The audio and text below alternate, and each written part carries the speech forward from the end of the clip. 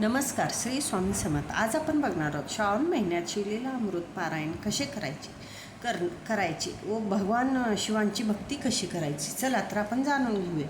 श्रावण महिन्यातील शिवलीला अमृत पारायण ही एक भगवान शिवाची भक्ती करण्याची एक सुंदर परंपरा आहे. पारायण करताना श्रद्धा, स्वास्तिक आहार, स्वच्छ आणि नियमित यांना विशेष महत्त्व मानले जाते.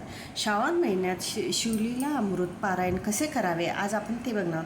पारायण सुरू करण्यापूर्वी तयारी. पारायण सुरू करण्यासाठी शक्यतो सोमवार, श्रावणातील एखादा शुभ दिवस किंवा आपल्या सोयीनुसार तुम्ही कोणताही दिवस निवडू शकतो. तसं तरी तुम्ही सोमवार निवडला तर खूप छान आहे, नाही तरी कोणताही दिवस निवडला तरी चालतं आहे, कारण की श्रावण महिना आहे, पवित्र महिना. आपण कधी पण करू शकतो. सकाळी लवकर उठून स्नान करावे, स्वच्छ वस्त्र परिधान करून देवघर स्वच्छ करावे व देवघरात भगवान शिवाची मूर्ती किंवा फोटो किंवा शिवलिंग ठेवावे व नंतर नंदी, गणपती, शिवलीला अमृत ग्रंथ यांची स्थापना व पूजा करून घ्यावी. तसंच शिवलिंग असल्यास श्रद्धेनुसार जलाभिषेक करावा. उपलब्ध असल्यास बेलपत्र, फूल, धूप, दीप आणि नैवेद्य अर्पण करावे. तसंच आपल्याला काय करायचे, अर्पण केल्यानंतर आपल्याला संकल्प करायचा. संकल्प कसा करावा. पारायण सुरू करण्यापूर्वी हातात थोडे पाणी व अक्षता, फूल घेऊन मनोभावे संकल्प करावे. ओम नमः शिवाय. ओम नमः शिवाय. हे भगवान महादेव, आपल्या कृपेने मी श्रावण महिन्यातील शिवलीला अमृत ग्रंथाचे पारायण श्रद्धेने आणि भक्तिभावाने पूर्ण करण्याचा संकल्प घेतलेला आहे, असं आपल्याला संकल्प घेताना म्हणायचे आहे. तसंच माझ्याकडून होणाऱ्या चुका क्षमा करावेत. माझी कुटुंबावर आपली कृपादृष्टी सदैव राहू दे आणि सर्वांना सुख, शांती, आरोग्य, समृद्धी प्राप्त होऊ दे. हर हर महादेव म्हणून असा आपल्याला संकल्प घ्यायचा आहे. त्यानंतर आपल्याला ओम नमः शिवाय हा मंत्राचा जप करून घ्यायचा आहे किंवा वाचन करून घ्यायचं आहे आपल्याला. तसे शिवलीला अमृताचे पारायण किती दिवसात करावे यासाठी एकच बंधनकारक पद्धत नाही. आपल्या वेळेनुसार आपण पारायण करू शकतो. तसं दिवसात तुम्ही एका दिवसाचे पारायणसुद्धा करू शकतो. ज्यांना संपूर्ण ग्रंथ एका दिवसात वाचणे शक्य आहे त्यांनी सकाळपासून वेळ काढून एक दिवशी पारायण करू शकतो तुम्ही. तसं ज्यांना जमत नाही एक दिवसाचं त्यांनी 3 दिवसाचे पारायणसुद्धा करू शकतो. ग्रंथाचे साधारण 3 समान भाग करून 3 दिवसात सुद्धा तुम्ही हा ग्रंथाचा पारायण करू शकतो. त्यानंतर तुम्हाला 3 पण नाही झालं, म्हणजे नाही जमलं तर तुम्ही 5 दिवसाचं सुद्धा पारायण करू शकतो.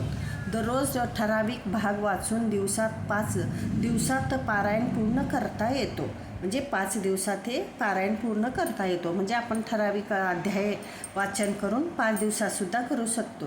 नंतर तुम्हाला ते पण नाही जमलं तर तुम्ही 7 दिवसाचे सुद्धा पारायण करू शकतो. म्हणजे थोडं थोडं करून 7 दिवसाचे सुद्धा पारायण करू शकतो. श्रावणात अनेक भक्त 7 दिवसात पारायण करण्याची पद्धत स्वीकारतात. दररोज ठराविक अध्याय भाग वाचून 7व्या दिवशी सांगता करता येतो.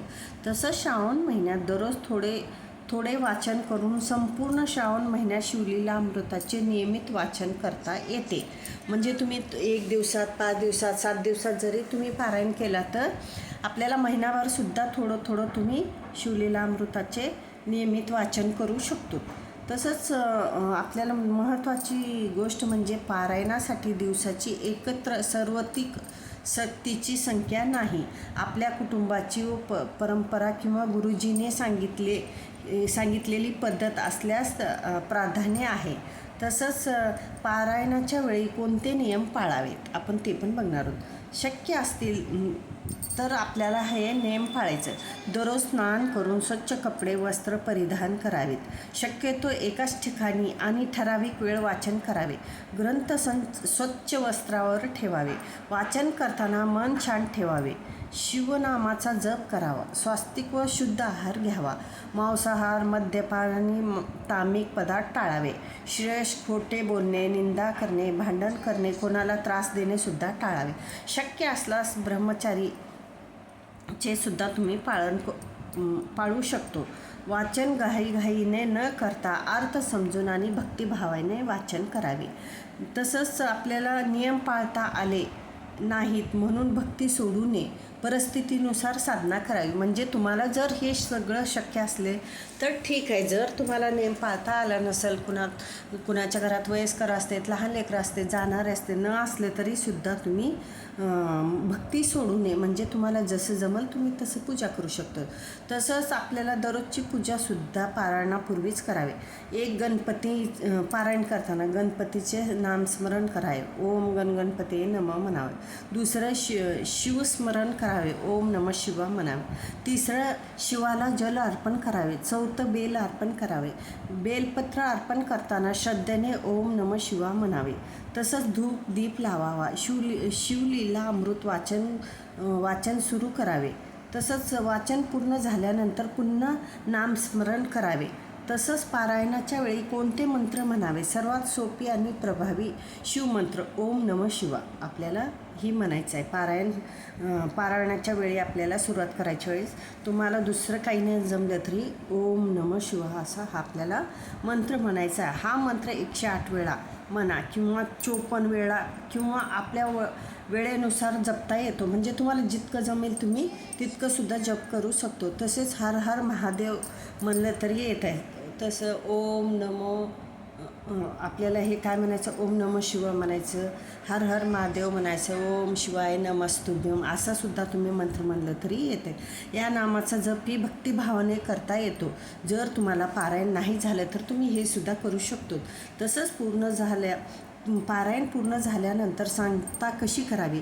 शेवटच्या दिवशी देवघर स्वच्छ करून भगवान शिवाची विशेष पूजा करावी. शिवलिंगाला शक्य असल्यास जलाभिषेक करावे. बेलपत्र फूल धूप दीप अर्पण करावे. त्यानंतर शिवलीला अमृत पारायण समोरोप करून घ्यावे व शिवाची आरती करावे. नैवेद्य प्रसाद करावे व तसंच ओम नमः शिवाचा जप करावा. तसंच आपल्या श्रद्धेनुसार ब्राह्मण साधू किंवा गरजू व्यक्तींना भोजन दान करता येतो. पारायणातून काय साध्य होते? शिवलीला अमृत भक्तिभावाने वाचन केल्याने मनातला शांती, भक्ती आणि सकारात्मकता मिळण्यास मदत होते. भगवान शिवाची लीलाचे चिंतन केल्यामुळे वैराग्य, सदाचार, श्रद्धा आणि आध्यात्मिक समाधानाची भावनासुद्धा घडू शकते. मात्र पारायण हे केवळ इच्छा पूर्ण करण्याचे साधन म्हणून न करता शिवभक्ती म्हणून आत्मश्रद्धेने करायचे. सदाचार या भावाने करणे अधिक महत्त्व मानले जाते. तसंच श्रावणातील विशेष आपल्याला साधना काय करा? दररोज शक्य असल्यास ओम नमः शिवाय 108 वेळा जप करा.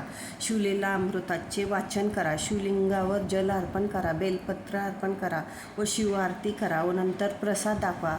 अशी आपली साधी सुधी दिनाचर्याची पूजा करून घ्यायचं. तुम्हाला जे काही नाही जमलं तरी, तुम्हाला पारायण करणं न जमलं तरी तुम्ही 108 वेळा काय करायचं आहे?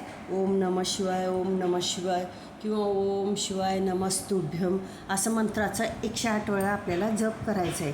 बघा करून महादेवाची सेवा. महादेव खूप आपले संकटातून आपल्याला मुक्त करणारे आहेत. तुम्हाला जेवढं जमल तेवढं करा. हर हर महादेव. ओम नमः शिवाय.